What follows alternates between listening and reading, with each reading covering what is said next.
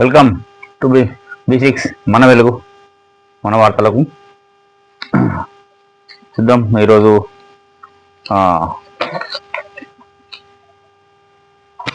మన ప్రభుత్వ పథకాలు ఏమేమి వస్తున్నాయి, ఏమేమి వచ్చినాయి,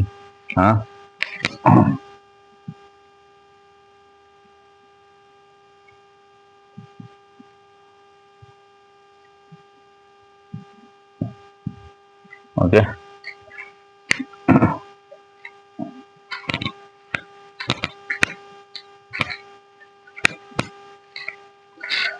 ఇక ఈరోజు ముందుగా మనం చూస్తే పత్రికలో వచ్చినటువంటి వార్తా విశ్లేషణ చూస్తే బీసీలకు 42% కోటా, బీసీలకు 42% ఇస్తారంట. దేంట్లో నిన్న క్యాబినెట్ మీటింగ్ అయింది కదా, దేని మీద మొన్న బీసీ గణన చేసారు కదా, లెక్క కులగణన, అదొకటి ఎస్సీ ఏబిసిడి వర్గీకరణ, దానిపైన నిన్న క్యాబినెట్ మీటింగ్ జరిగింది. దాంట్లో ఏంది మరి ఆమోదించినట్టున్నారు. బీసీలకు 42% కోటా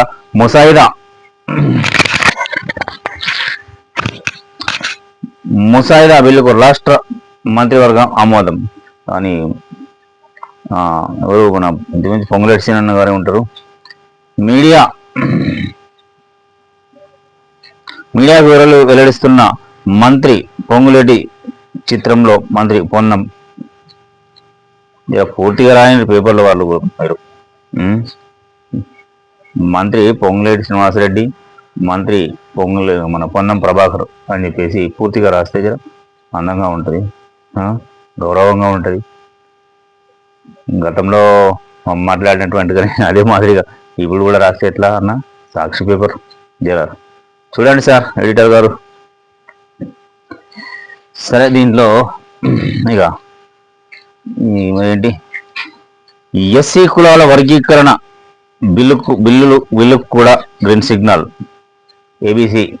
ఏబిసిడి అన్నారు కానీ ఏబిసి అని చేసి దానికి మరి ఆ ముసాయిదా పూర్తి స్థాయిలో ఏబిసిడి ఉందా, డి ఉందా, లేకపోతే ఏబిసి అని చేసిరా పూర్తిగా చూద్దాం. అట్లాగే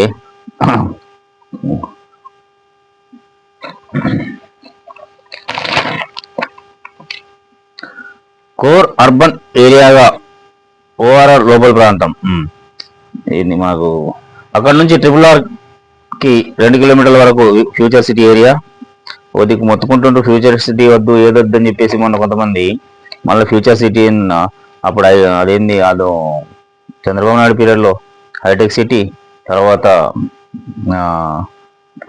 అదే మన వైఎస్ గారు ముఖ్యమంత్రి పీరియడ్లో ఆ తెలంగాణ ఇక 10 ఏళ్ళ తెలంగాణ వచ్చిన తర్వాతనేమో బంగారు తెలంగాణ అన్నారు. ఇప్పుడు మీరు ఫ్యూచర్ సిటీ అంటుండ్రు. ఇవి కాదన్నా పొంగులేటి సీనన్న గారు, ఇవి కాదు, మేము చెప్తాం ఏంటనేది.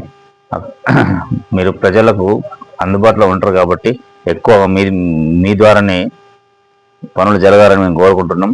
అదే విషయాన్ని కూడా మేము కొంచెం మిగిలిన ప్రాంతం అంతా గ్రామీణ తెలంగాణ, 56 గ్రామాలతో ఫ్యూచర్ సిటీ డెవలప్మెంట్ ఏరియా ఏర్పాటు, ఒకే గొడవ కిందకు SHGలు సెర్ఫ్ మెప్మా విలీనం. ఇది ఒకటి బాగుంది. SHG సెల్ఫ్ హెల్ప్ గ్రూపులు, సెర్ఫ్ మెప్మా 3. టీటీడీ తరహాలో యాదగిరిగుట్ట లక్ష్మీనరసింహస్వామి బోర్డు తెలంగాణ పర్యాటక పాలసీ 2025కు ఆమోదం.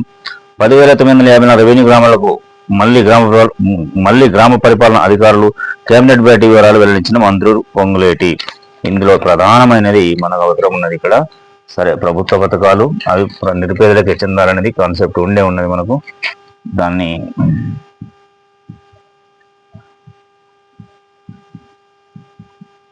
మన ఇదే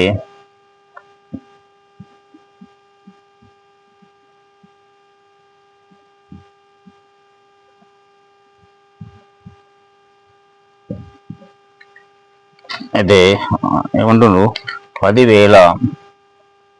10,954 రెవెన్యూ గ్రామాలు.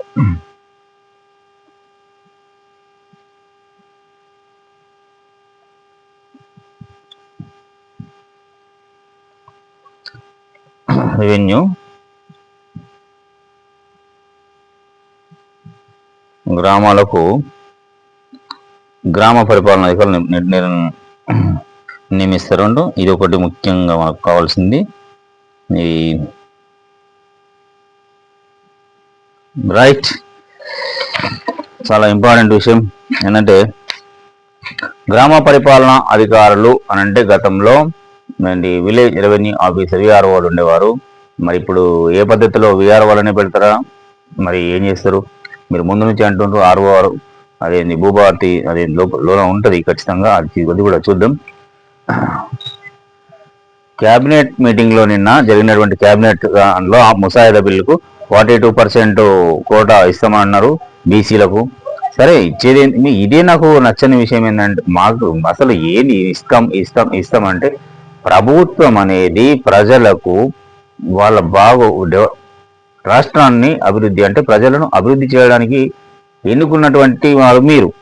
మేము ఇస్తాం, మేము చేస్తాం అంటే మీరు ఇవ్వడం, ఇది తీసుకోవడానికి ఉన్నదంటే బీసీలు కావచ్చు, ప్రజలు బిచ్చగా అల్లా అని ఒక క్వశ్చన్ అడుగుతున్నాం. మేము ఇస్తాం అని కాదు, మేము చేస్తామనండి. మీరు ప్రభుత్వం అంటేనే సేవకులు కదా, ఇది రాజులు పరిపాలన చేసే రాజ్యం కాదు కదా. గతంలో రాజులు ఉన్నప్పుడు అను మంచి కవిత్వం అదే కవులు ఉండేవారు కదా, కవులు వాళ్ళు ఆస్థాన కవులు వారు ఉంటే ఇట్లా నర్తకిలు వాళ్ళు ఉంటే ఇట్లా హారాలు విసిరేసేవారంటారు. మేము సినిమాల్లో చూసినాం.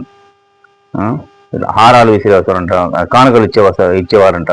మీరేంటన్నా, మీరు కూడా మంచి మేధావి మరి పేపరు ఇట్లా ఈ భాష బంద్ చేయండి అన్న. ఏంటి 42% కోటా ఇస్తాం, ఇది ఏంది ఇప్పుడు రాయడంలో? సరే, బీసీలకు 42% ముసాయిదా బిల్లుకు ఆమోదం పొందిండు. అట్లాగే ఎస్సీ కులాలు మొన్న వర్గీకరణ జరిగే బిల్లుకు కూడా దానికి కూడా గ్రీన్ సిగ్నల్ ఇచ్చారు. ఇంకా దీంట్లో ప్రధానంగా చెప్పుకోవాల్సింది ఏంటంటే ఫ్యూచర్ సిటీ అంతా హైదరాబాద్ చుట్టూ పరిసర ప్రాంతాలు ఓఆర్ఆర్ చుట్టూ కానీ అది త్రిబుల్ ఆర్ అయినా అక్కడ విషయం కానీ 10,954 రెవెన్యూ గ్రామాలకు విఆర్ఓ గ్రామ పరిపాలన అధికారులు అంటే రెవెన్యూ గ్రామాలు కాబట్టి రెవెన్యూ డిపార్ట్మెంట్కి సంబంధించి దీనిపైన ఒకటి సంతోషించదగ్గ విషయం. పొంగులేటి సీనన్న గారికి మీకు మేము ఈ విషయంలో కంగ్రాచులేషన్ చెప్తున్నాం. ఎందుకోసం అంటే భూ వివాదాలు గ్రామాల్లో మామూలుగా లేవన్నా. ఇప్పటికీ సైతం ఈ విషయం కనుక మీ దాకా షేర్ అయ్యేటట్టు మేము ప్రయత్నం చేస్తాం. ఈ విషయాలు భూమి విషయంలో మాత్రం ఇమీడియట్లుగా మీరు ఎంత 15 నుంచి అన్నారు మళ్ళీ 12 నుంచి మొదలు పెడతామన్నట్టు తెలిసింది మాకు వార్త. చూద్దాం మరి వీళ్ళు కవర్ చేస్తారా లేదా. మీరు తొందరగా వీళ్ళను నియమించే గ్రామాలకు పరిపాలనా అధికారులను మీరు ఏ పేరు పెడతారో మాకు తెలియదు. విఆర్ఓలు అంటారా, మరి ఇంకో మనరుగా మధ్యలో పంచాయతీ రాజ్ అని చెప్పేసి రెవెన్యూ అసిస్టెంట్ అని చెప్పేసి సంథింగ్ ఏ రకరకాల పేర్లు ఏ పేరైనా పెట్టుండ్రి. ఎక్కడికి వెళ్ళి ఊర్లలో భూముల గొడవలు లేకుండా చేస్తే సరిపోతుంది. ఎందుకంటే చిన్న పల్లెలలో కూడా చిన్న లీడర్లు ఒక సంవత్సరం చేస్తే వాళ్ళు దాని అయి కూర్చున్నారు. ఈ పోయిన 10 సంవత్సరాలు 5 ఏళ్ళలో కానీ అంతకుముందు కానీ పోయిన 5 ఏళ్ళు చేసిన మాత్రం చాలా మంది దానిలో కూర్చున్నారు. ఎందుకంటే అప్పుడు ఇంత స్వేచ్ఛ లేదు కదా, భయానక పరిస్థితులు. మళ్ళీ వాళ్ళని మీ కాంగ్రెస్ పార్టీలోకి వచ్చి వాళ్ళు మళ్ళీ డామినేటింగ్ పరిస్థితులు నడుస్తూ ఉన్నాయి కాన్స్టిట్యున్సీలలో. ఇంకా పాతగా ఉన్నటువంటి పార్టీని పట్టుకొని వేలాడిన గ్రామీణ స్థాయి కార్యకర్తలకు వారికి అప్పచెప్పండి అన్న. ఏమైనా పనులు కానీ ప్రజల యొక్క ప్రజలకు ప్రభుత్వ 6 గ్యారెంటీలు ఉన్నాయి కదా, దాంట్లో లబ్ధిదారులను నింపేయడానికి పంచాయత్ సెక్రటరీలు కావచ్చు, లేదు మీరు ఇచ్చే పదవులు చిన్న ఎంపీటీసీ టికెట్లు, సర్పంచ్ అంటే టికెట్ ఏముండదు, ఎంపీటీసీ కావచ్చు, జెడ్పీటీసీ కావచ్చు, పాతగా ఉన్నటువంటి పార్టీ జెండా మోసినటువంటి వారికి ఇస్తే పార్టీ బతికే అవకాశాలు ఉంటాయి. ఇవి కొంతమంది అంటారు మేము వచ్చిన అంటే డబ్బున్నోడికి రాజ్యం, అది పదవులు తప్పితే డబ్బు లేనివాడు రాజకీయం చేయొద్దా అనేది ఒక అనుమానాలు రేకెత్తులు కాదు, అదేనా అనిపిస్తుంది. మరి ఇది మాత్రం పొంగులేటి శ్రీరన్న మీకు పదే పదే మళ్ళీ మళ్ళీ రిక్వెస్ట్ చేస్తున్నాం. ఆల్రెడీ క్యాబినెట్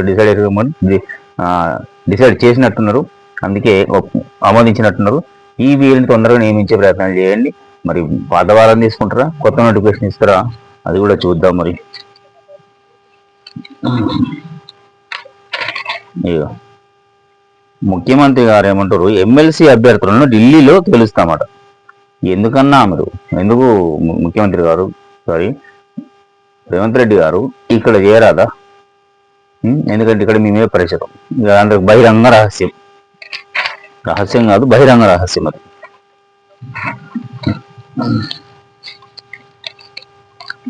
మొన్ననేమో ఉన్న సిట్టింగ్ సీటు బాయ్ గెలవాల్సిన చోటు అది పోయింది. దాన్ని మీరు దృష్టిలో పెట్టుకొని ఇక్కడనే మీరు ధైర్యంగా ఒక నిర్ణయం తీసుకోవాల్సింది పోయి ఎమ్మెల్సీ సీట్లు ఇవ్వడం కోసం కూడా దిక్కును 42% బీసీలకు ఇస్తామని చెప్పి జనాభా లెక్కల ప్రకారం అంటే వాళ్ళకు రెడ్డి కావాల్సింది. అట్లా ఎస్సీ ఎస్టీని కూడా దృష్టిలో పెట్టుకోండి. రెడ్లు ఎన్ని మీరు ఏలిండ్రు కదా, 75 సంవత్సరాలు అత్యధికంగా రెడ్లే కదా.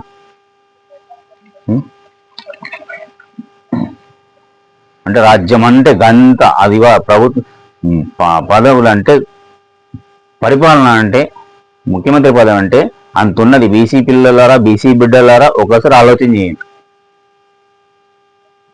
గ్రాడ్యుయేట్ ఎలక్షన్స్లో కూడా ప్రలోభాలకు ఎవరైనా గురై ఓటేసింటే మీరు మీ అంత మూర్ఖులు లేరనుకోవాలి. ఎందుకంటే గ్రాడ్యుయేట్స్ వీళ్ళు టీచర్స్ మీరే కదా. అంటే నేను మొన్నటి విషయంలో కాదు, జనరల్గా మాట్లాడుతున్నాం. సమాజాన్ని సొసైటీని ఏంటి మోటివేషన్ చేయాల్సిన వాళ్ళు ఆలోచించాలి, కొంచెం ఆలోచన చేయాలి. ప్రసన్న హరికృష్ణ గారు గెలిచి ఉంటే ఈరోజు అసెంబ్లీలో బీసీ వాదం ఎంత గట్టిగా ఉంటుండే. సరే, కల్తీ విత్తనాలు విక్రయిస్తే క్రిమినల్ కేసులు. కల్తీ కల్తీ కల్తీ కల్తీ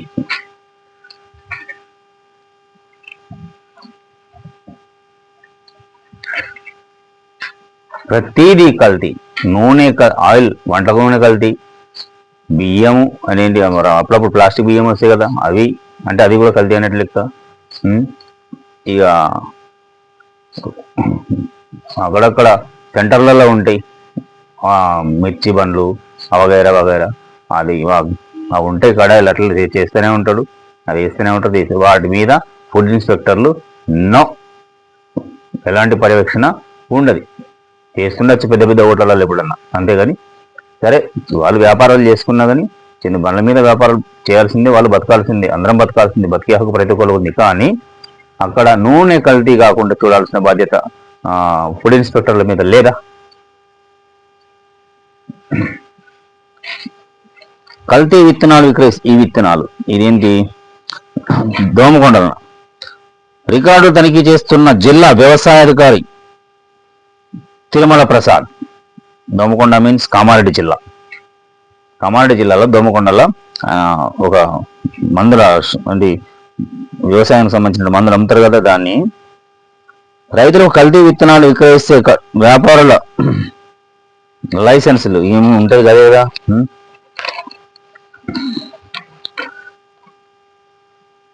రద్దు చేసి క్రిమినల్ కేసులు నమోదు చేస్తామని జిల్లా వ్యవసాయాధికారి తిరుమల ప్రసాద్ అన్నారు. దోమకొండ మండలం కేంద్రంలోని ప్రాథమిక వ్యవసాయ సహకార సంఘంతో పాటు ముత్యంపేట ప్రాథమిక వ్యవసాయ సహకార సంఘాన్ని గురువారం ఆయన పరిశీలించారు. అనంతరం రేవుల దుకాణాలను తనిఖీ చేసి వారి వద్ద ఉన్న స్టాక్ విక్రయాలకు సంబంధించి వివరాలు అడిగి తెలుసుకున్నారు. రిజిస్టర్లను పరిశీలించి రైతులకు రసీదులు ఇవ్వాలని సూచించారు. ఆయన వెంట డివిజన్ సహాయ వ్యవసాయ సంచాలకులు అపర్ణ, మండల వ్యవసాయాధికారి మణిదీపిక, వ్యవసాయ విస్తీర్ణాధికారి కృష్ణారెడ్డి తదితరులు ఉన్నారు. నీకు దండం పెడతారా మన ఎవరు మసాలా అదేంటి ఈ విత్తనాలు దుకాణాలు ఉంటాయి కదా, దాంట్లో అన్నీ అమ్ముతా ఉంటారు. అదేంటి గడ్డి మందని, పొలాలలో కొట్టేటటువంటి మందులు రైతులకు బిజినెస్ ఓకే. కానీ మీరు ఈ విత్తనాలు కూడా కల్తీ అమ్మితే ఆ రైతులు ఏం ఇక ఎక్కడికి పోవాలా? ముందే వర్షాలు లేక వర్షాలు బోర్లు ఎండిపోతూ ఓ దిక్కు పొలాలు ఇదవుతున్నాయి, ఇగో ఇక్కడ ఉన్నాయి అడుగంటిన ఆశలు.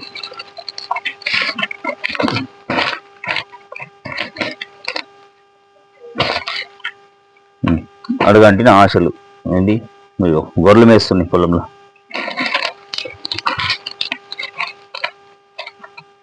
దిక్కు అట్ల పరిస్థితులు ఉంటే మీరు కల్తీ విత్తనాలు అమ్మితే వీటి మీద వ్యవసాయ అధికారులు ప్రతి మండలంలో జిల్లా మొత్తంలో పూర్తిగా ప్రతి షాప్ను తనిఖీ చేయాల్సిన అవసరం ఉన్నది. ఇక ఇది కాకుండా హోటల్స్ను కూడా, చిన్న హోటల్స్ కావచ్చు పెద్ద హోటల్స్ కావచ్చు, ప్రతి దగ్గర ఫుడ్ ఇన్స్పెక్టర్లు మాత్రం ఖచ్చితంగా వారు తనిఖీ చేయాల్సిన అవసరం ఉన్నది. ప్రజలకు మెరుగైన సేవలు అందించాలి ఎస్పీ సింధు శర్మ గారు. పోలీస్ డిపార్ట్మెంట్ ఇప్పటికే బాగా పనిచేస్తున్నారు. అలాగే ఇంకా కూడా ప్రజలకు మంచి సేవలు అందించాలని చెప్పేసి కానిస్టేబుల్స్కు డిపార్ట్మెంట్కు సూచనలు చేయడం జరుగుతుంది. కేసుల వివరాలను వేగవంతం చేయాలి. సారీ, అది ఎట్లా ఉంటుంది మేడం గారు. ఒక విషయం ఈ సందర్భంగా ఒక విషయం గుర్తు చేసుకోవాల్సి ఉంటుంది. మొన్న ఒక కేసు, ఒక 2 తులాల బంగారం అనుకుంటా మార్కెట్లో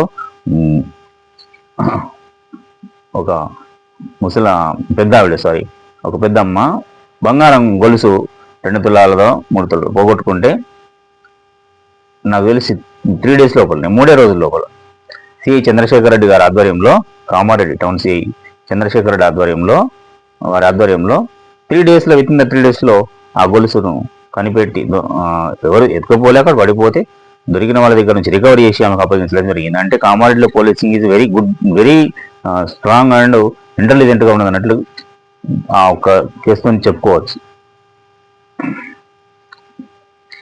ఉపాధిపై బాణుడి ప్రతాపం మరి ఏం ఫీల్డ్ ఇది, ఫీల్డ్ అసిస్టెంట్ల వ్యవస్థ మీద ఎంత అంటే, ఒడ్డెపల్లిని ఊరచెరువు కట్టవద్ద ఎత్తున కూలీలు మరి ఏం చేస్తున్నారండి? ఈ సంబంధిత డిపార్ట్మెంట్ వాళ్ళు ఇగో ఉపాధిపై బాణుడి ప్రతాపం ఏం చేస్తున్నారు? క్రమంగా పెరుగుతున్న ఎండ తీవ్రత, సౌకర్యాలు లేక కూలీల అవస్థలు. అసలు అక్కడ టెంట్లు, వాటర్లు, నీళ్ళు సౌకర్యం, టెంట్లు ఉండాలి, ఏర్పాటు చేయాలని చెప్పేసి ఆదేశాలు ఉంటాయి కదా. దృష్టి పెట్టండి. నిజాం సాగర్ ఎంపీడీఓ కావచ్చు, ఏపీఓ వాళ్ళు ఉంటారు కదా, మీరు సంబంధిత డిపార్ట్మెంట్ వాళ్ళు ఏం చేస్తున్నారండి? నిజాం సార్ ఎంపీడీఓ గారు ఒకసారి దృష్టి పెట్టండి. ఇగో ఎంత ఘోరంగా ఒకటి చెట్టు కింద నుండి పనిచేస్తుంది. జరగరానిది జరగకముందే జాగ్రత్త పడితే బెటరు. జరిగిన తర్వాత ఎక్స్రే వేసాం మసాడమని చెప్పేసి ఇస్తే ఏమీ లేదు. ఇది ఒకటి పెద్ద ఫ్యాషన్ అయిపోయిందో లేకపోతే అది ఏందో అర్థం కాదు. కానీ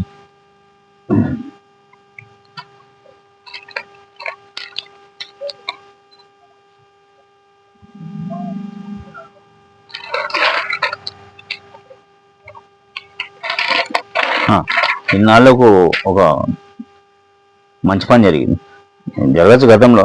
2 ఇసుక ట్రాక్టర్ల సీజ్ మాచారెడ్డి మండలంలో. Very good. నిజంగా అంటే రెవెన్యూ వాళ్ళ మరెవరో చూద్దాం, ఇంత ధైర్యం చేసిరు అంటే గొప్పనే. మరి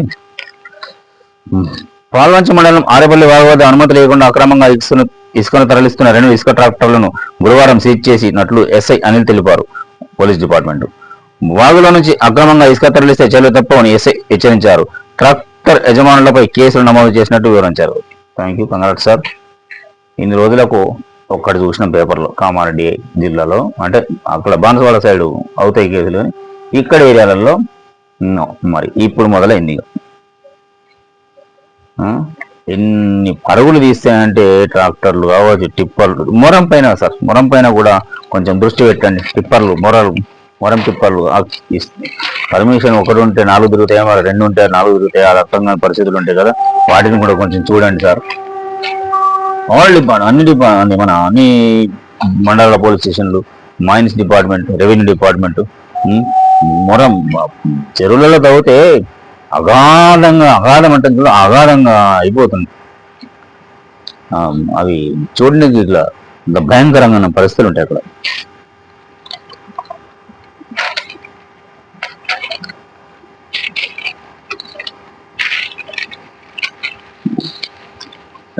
వెలుగు చూద్దాం, ఒకసారి వెలుగును చూద్దాం.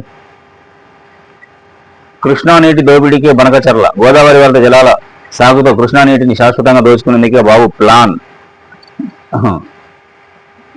చర్చించాల్సింది గోదావరి వరద జలాలపై కాదు, బనకచర్ల కుట్రపై. అక్కడ మనం నీళ్లు నిధులు నియామకాల కోసమే కొట్లాడినాం. చంద్రబాబు గారు రేపు ఇక్కడ మళ్ళీ పార్టీని దాన్ని పునర్వైభవం చేసుకుందామని చెప్పేసి ఉన్నారు కదా. మీరు రెండు రాష్ట్రాలను సమానంగా చూడాల్సింది పోయి మీరు ఇదేంటండి మరి ఈ పరిస్థితి ఏంది? మీరు మీరు నీళ్ళు ఎత్తుకపోతున్నట్టు కదా.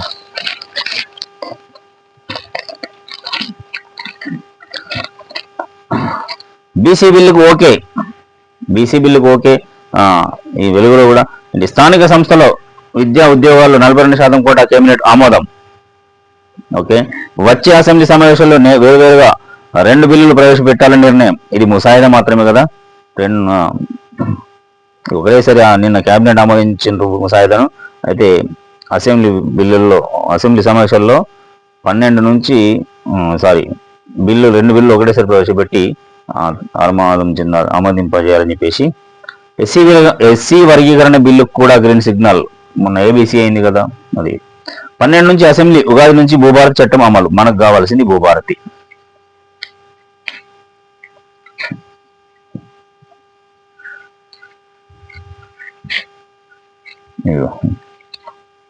కన్నా తీసుకుందాం.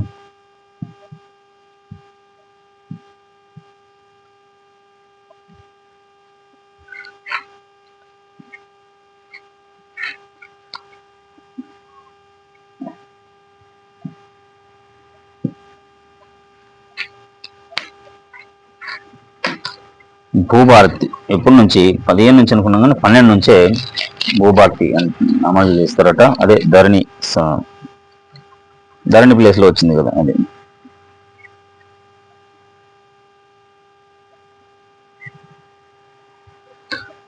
ఇందాక చెప్పుకున్నాం కదా. 10,954 గ్రామ పరిపాలనా అధికారులు నియమిస్తామనంటే వారిని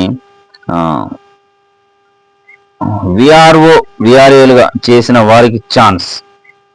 విఆర్ఏలు చేసిన వారికి ఛాన్స్. ఎందుకంటే వారికి కొంచెం మీరు గతంలోనేమో వాళ్ళని సర్వేయర్లుగా తీసుకుంటామన్నారు. ఆ సర్వేయర్లుగా తీసుకున్న వారికి కూడా కొంచెం ఎక్స్పీరియన్స్, ఎడ్యుకేషన్ కూడా చూడండి. పొంగులేటి శ్రీనివాస గారు, మీరు మంత్రి గారు, మీరు పకడ్బందీగా పని చేస్తారు, మీ పనితనం ఉంటారని తెలుసు ఏ పార్టీలో ఉన్నా. అందుకే ఏమైనా ఇంకా ఇట్లా ఇందులో క్వాలిఫికేషన్ లేని వారు, నైపుణ్యత లేని వారు ఉంటే కూడా మళ్ళీ ప్రమాదం పొంచి ఉంటుంది. కాబట్టి దయచేసి ఏంటంటే సర్వేయర్ పోస్టులకు మాత్రం కొంచెం అనుభవం ఉన్న విఆర్ఓలు తీసుకోవడం బెటర్. ఇక విఆర్ఏలో అంటే అలా ఉన్నారు, అది వాళ్ళకు ఉపాధి కంపల్సరీ ఉండాల్సింది, తీసుకోవాల్సింది వారిని.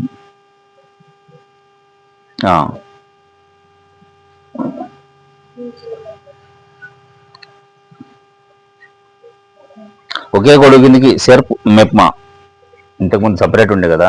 సెర్ఫ్ వాళ్ళు, మెప్మా వాళ్ళని ఒకే గొడుగు అంటే ఒకటే దగ్గరికి, ఒకటే అడ్మినిస్ట్రేషన్ అంతా ఒకటే దగ్గర ఉంటుంది అన్నట్టు.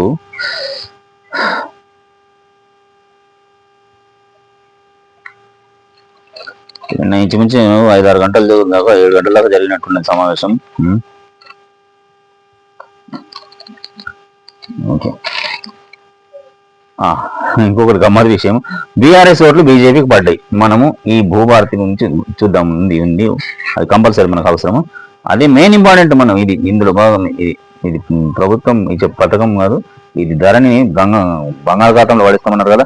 భూభారతి చూద్దాం, అది ఇంప్లిమెంటేషన్ ఏంటి ఏమింటుంది.